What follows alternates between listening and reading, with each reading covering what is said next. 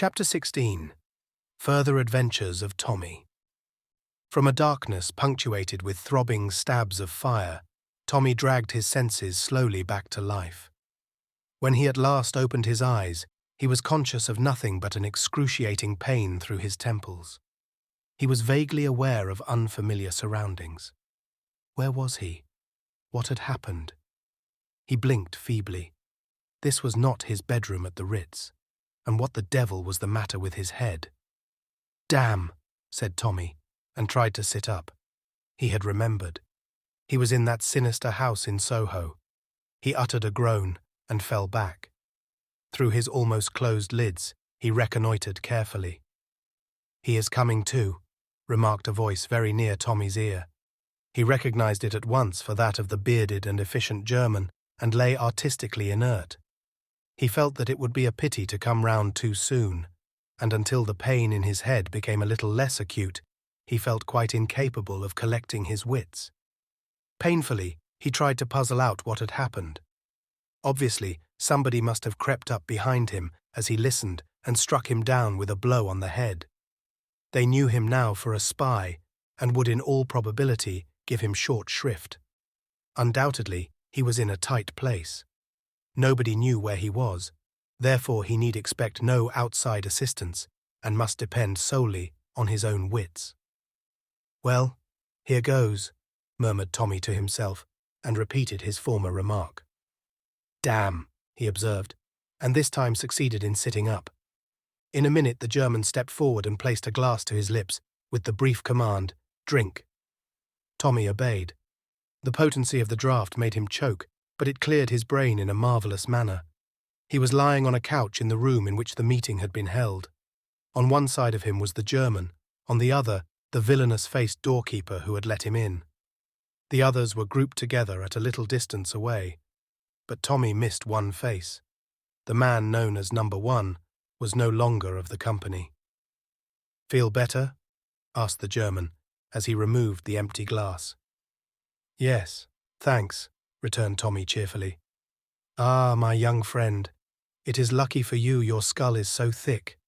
The good Conrad struck hard. He indicated the evil-faced doorkeeper by a nod. The man grinned. Tommy twisted his head round with an effort. "Oh," he said, "so you're Conrad, are you? It strikes me the thickness of my skull was lucky for you too. When I look at you, I feel it's almost a pity I've enabled you to cheat the hangman." The man snarled, and the bearded man said quietly, "He would have run no risk of that." "Just as you like," replied Tommy. "I know it's the fashion to run down the police. I rather believe in them myself." His manner was nonchalant to the last degree. Tommy Beresford was one of those young Englishmen not distinguished by any special intellectual ability, but who are emphatically at their best in what is known as a tight place. Their natural diffidence and caution fall from them like a glove. Tommy realized perfectly that in his own wits lay the only chance of escape, and behind his casual manner he was racking his brains furiously. The cold accents of the German took up the conversation. "Have you anything to say before you are put to death as a spy?" "Simply lots of things," replied Tommy with the same urbanity as before. "Do you deny that you were listening at that door?" "I do not. I must really apologize. But your conversation was so interesting that it overcame my scruples. How did you get in?" "Dear old Conrad here." Tommy smiled deprecatingly at him. "I hesitate to suggest pensioning off a faithful servant, but you really ought to have a better watchdog." Conrad snarled impotently and said sullenly, as the man with the beard swung round upon him, "He gave the word. How was I to know?" "Yes," Tommy chimed in. "How was he to know? Don't blame the poor fellow. His hasty action has given me the pleasure of seeing you all face to face." He fancied that his words caused some discomposure among the group, but the watchful German stilled it with a wave of his hand.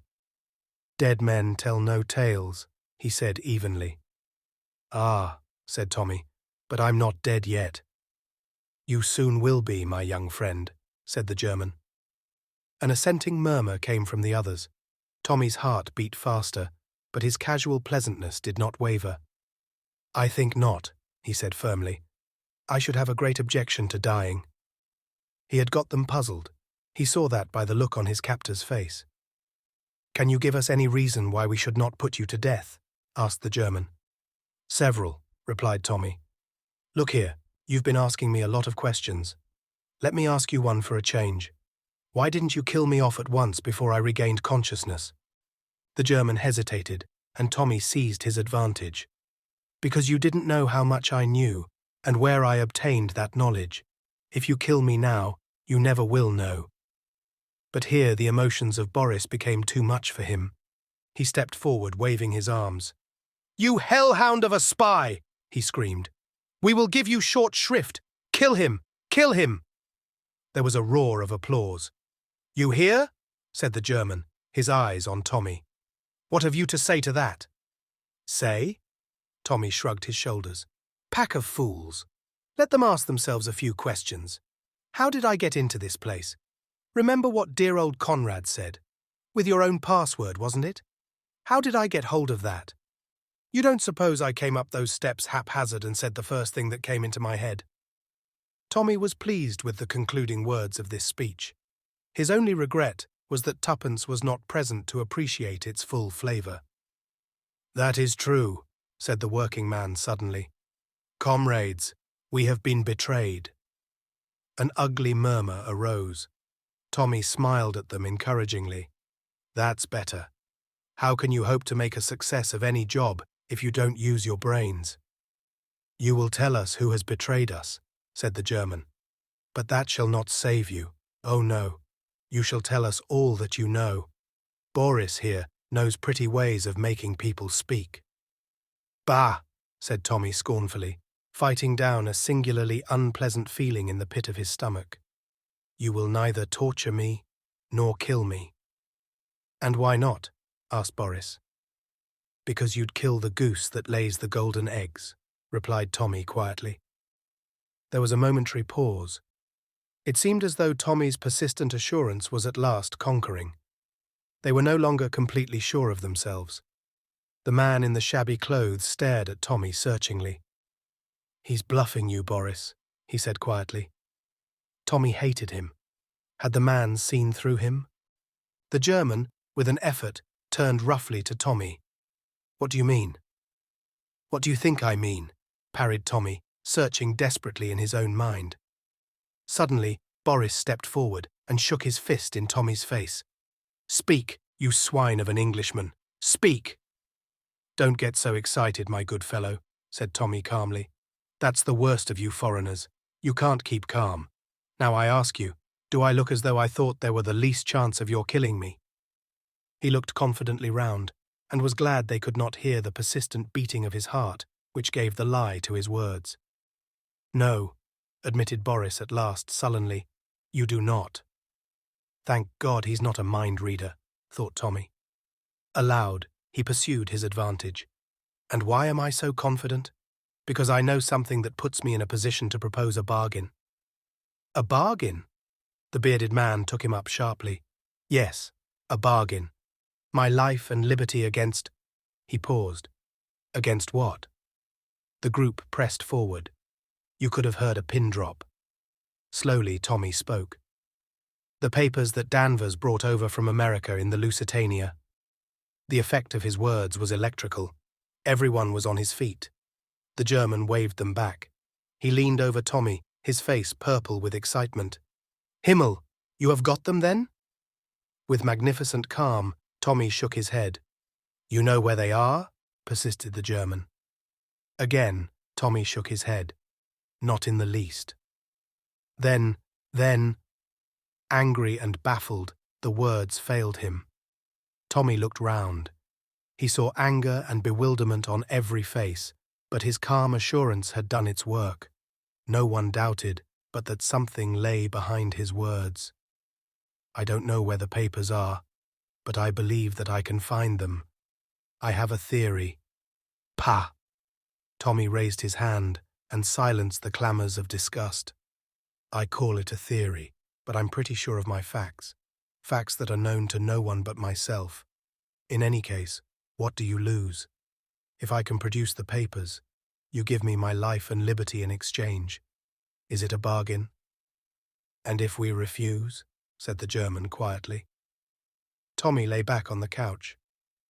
"The 29th, he said thoughtfully, "is less than a fortnight ahead." For a moment the German hesitated. Then he made a sign to Conrad. "Take him into the other room." For 5 minutes, Tommy sat on the bed in the dingy room next door. His heart was beating violently. He had risked all on this throw. How would they decide? And all the while that this agonized questioning went on within him, he talked flippantly to Conrad, enraging the cross-grained doorkeeper to the point of homicidal mania. At last the door opened, and the German called imperiously to Conrad to return. "Let's hope the judge hasn't put his black cap on," remarked Tommy frivolously. "That's right, Conrad. March me in. The prisoner is at the bar, gentlemen." The German was seated once more behind the table. He motioned to Tommy to sit down opposite to him. "We accept," he said harshly, "on terms. The papers must be delivered to us before you go free." "Idiot," said Tommy amiably. "How do you think I can look for them if you keep me tied by the leg here?" "What do you expect, then?" "I must have liberty to go about the business in my own way."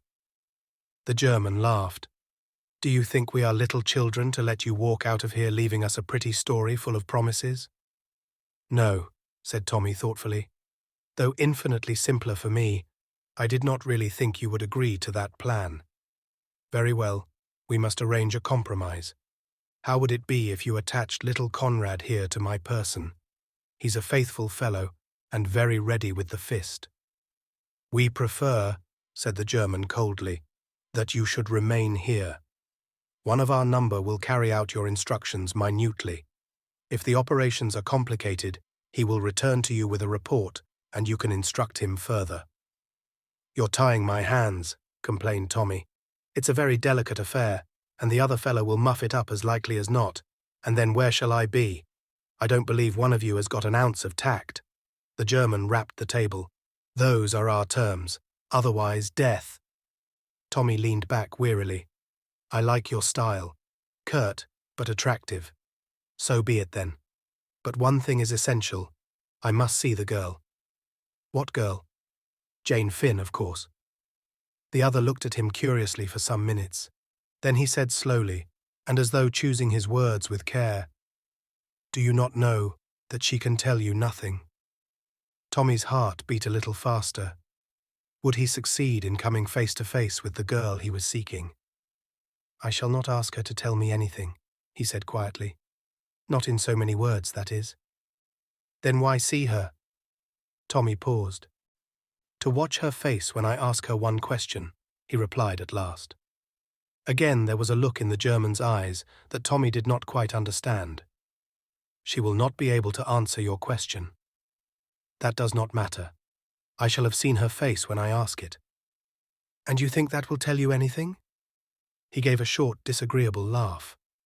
More than ever, Tommy felt that there was a factor somewhere that he did not understand. The German looked at him searchingly. "I wonder whether, after all, you know as much as we think," he said softly. Tommy felt his ascendancy less sure than a moment before. His hold had slipped a little, but he was puzzled. What had he said wrong? He spoke out on the impulse of the moment. "There may be things that you know which I do not. I have not pretended to be aware of all the details of your show, but equally, I've got something up my sleeve that you don't know about. And that's where I mean to score. Danvers was a damned clever fellow." He broke off, as if he had said too much, but the German's face had lightened a little. "Danvers," he murmured. "I see." He paused a minute, then waved to Conrad. "Take him away. Upstairs, you know." "Wait a minute," said Tommy. "What about the girl?" "That may perhaps be arranged." "It must be." "We will see about it. Only one person can decide that." "Who?" asked Tommy, but he knew the answer. "Mr. Brown. Shall I see him?" "Perhaps." "Come," said Conrad harshly. Tommy rose obediently. Outside the door, his jailer motioned to him to mount the stairs. He himself followed close behind. On the floor above, Conrad opened a door, and Tommy passed into a small room. Conrad lit a hissing gas burner and went out. Tommy heard the sound of the key being turned in the lock. He set to work to examine his prison. It was a smaller room than the one downstairs, and there was something peculiarly airless about the atmosphere of it. Then he realized that there was no window. He walked round it. The walls were filthily dirty, as everywhere else. 4 pictures hung crookedly on the wall, representing scenes from Faust. Marguerite, with her box of jewels, the church scene, Sibyl and his flowers, and Faust and Mephistopheles. The latter brought Tommy's mind back to Mr. Brown again. In this sealed and closed chamber, with its close-fitting heavy door, he felt cut off from the world, and the sinister power of the arch-criminal seemed more real. Shout as he would, no one could ever hear him. The place was a living tomb. With an effort, Tommy pulled himself together. He sank onto the bed and gave himself up to reflection. His head ached badly. Also, he was hungry. The silence of the place was dispiriting. "Anyway," said Tommy, trying to cheer himself, "I shall see the chief, the mysterious Mr. Brown, and with a bit of luck in bluffing, I shall see the mysterious Jane Finn also. After that, Tommy was forced to admit the prospect looked dreary.